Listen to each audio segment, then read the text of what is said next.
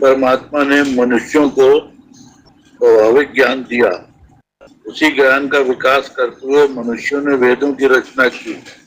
ईश्वर ने वेदोपदेश किया, ऐसा मानने को की क्या आवश्यकता है? हाँ, तो ये प्रश्न है, इसका उत्तर देखिएगा भाषा में। स्वामी जी लिख रहे हैं, पुस्तक आपके पास में, उसको देखिएगा। एवं प्राप्ते वदामहे,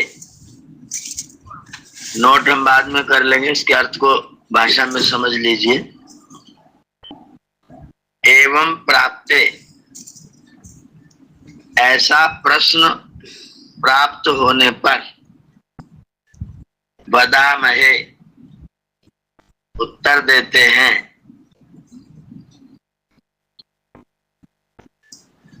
नैव पूर्वोक्ताय, इसको देखिएगा शब्द अलग अलग। नैव पूर्वोक्ताय अशिक्षिताय एकांते रक्षिताय, पूर्वोक्ताय अशिक्षिताय एकांते रक्षिताय, पूर्वोक्ताय अशिक्षिताय एकांते रक्षिताय। जो हमने पूर्व में घटना सुनाई थी, जो अशिक्षित था, एकांत में रक्षित था, उस बालक के लिए, और रक्षिताय बालकाय और महारण्यस्थेभ्यो, महारण्य में स्थित आदिवासी लोगों के लिए, मनुष्येभ्यः, मनुष्यों के लिए, ईश्वरेण स्वाभाविकम ज्ञानम दत्तम किम, क्या उनके लिए भी परमात्मा ने स्वाभाविक ज्ञान दिया है क्या? कथम न अस्मदादयोपि,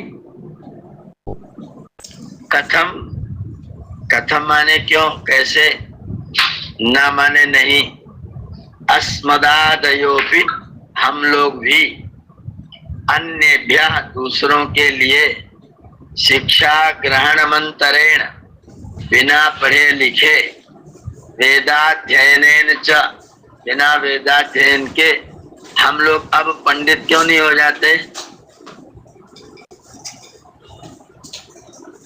तस्मात् किमागतम, इससे क्या आया?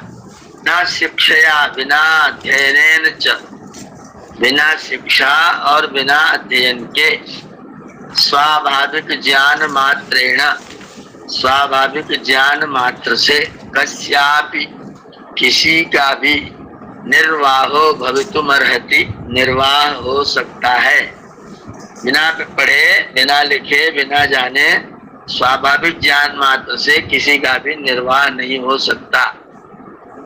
यथा अस्मदादिभिरपि, यथा अस्मदादिभिरपि, जैसे हम लोगों ने भी, अन्येषां विदुषां, अन्य विद्वानों के, विद्वत्कृतानां, विद्वानों के द्वारा किए गए ग्रंथानां, ग्रंथों के, सकाशात्, साथ में मिलकर, पढ़ लिख कर, देख कर,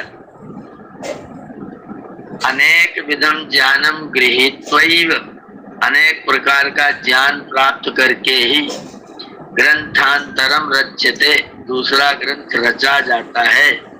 तथा ईश्वर ज्ञानस्य, उसी प्रकार से ईश्वर के ज्ञान का, सर्वेषां मनुष्याणां, सभी मनुष्यों की अपेक्षा से, अपेक्षा अवश्यम भवति, सभी मनुष्यों की अपेक्षा अवश्य होती है। किंच न सृष्टि आरंभ समय, और एक बात और कि सृष्टि के आरंभ के समय में पठन पाठन क्रमः ग्रंथश्च कश्चिदपि आसीत्, न तो सृष्टि के आदि में पढ़ने पढ़ाने का कोई क्रम था और न ही कोई ग्रंथ था। तदानीम ईश्वरोपदेशम अंतरा, उस समय बिना ईश्वर के उपदेश के, न च कस्यापि विद्या संभवो बभूव, किसी को भी विद्या के प्राप्त होने की संभावना नहीं थी। पुनः कथम कश्चित जना ग्रंथम रचयेत, फिर कोई व्यक्ति ग्रंथ की रचना कैसे करता?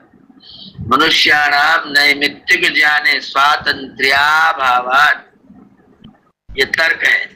मनुष्यों के निमित्त ज्ञान में स्वतंत्रता का अभाव है, अर्थात मनुष्य को जो ज्ञान निमित्त रूप से प्राप्त होता है उसमें वो स्वतंत्र नहीं है। बिना किसी के दिए ही उसको कभी भी ज्ञान प्राप्त नहीं होता, उसको सीखना ही पड़ता है। स्वाभाविक ज्ञान मात्रेणैव, स्वाभाविक ज्ञान मात्र से ही विद्या प्राप्ति अनुपपत्तेश्च, विद्या की प्राप्ति होना संभव नहीं है। यच्चोक्तम स्वकीयम ज्ञानम उत्कृष्टम, और जो तुमने कहा कि अपना ज्ञान जो स्वाभाविक ज्ञान है वो उत्कृष्ट है, वो भी असमंजसम, वह भी असमंजस है, वो भी ठीक नहीं है, वो भी अनुचित है। तस्य साधन कोटो प्रविष्टत्वात्, क्योंकि वो साधन कोटि में है। एक तो साध्य कोटि, एक साधन कोटि है। तो जो अपने को ज्ञान प्राप्त है वो साधन कोटि है। जैसे आंख है चक्षुर्वत, यथा चक्षुर मना साहित्येन बिना, जैसे आंख बिना मन की सहायता के अकिंचित कर्म अस्ति, कुछ भी नहीं कर सकती।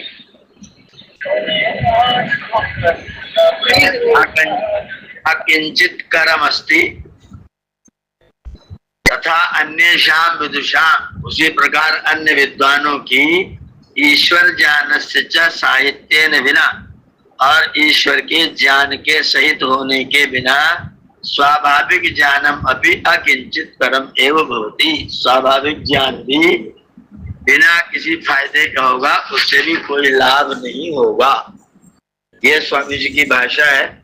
आप इसको, इसका उत्तर हिंदी भाषा में अपने अनुवाद के साथ में हम लोग इसको लिख लेते हैं।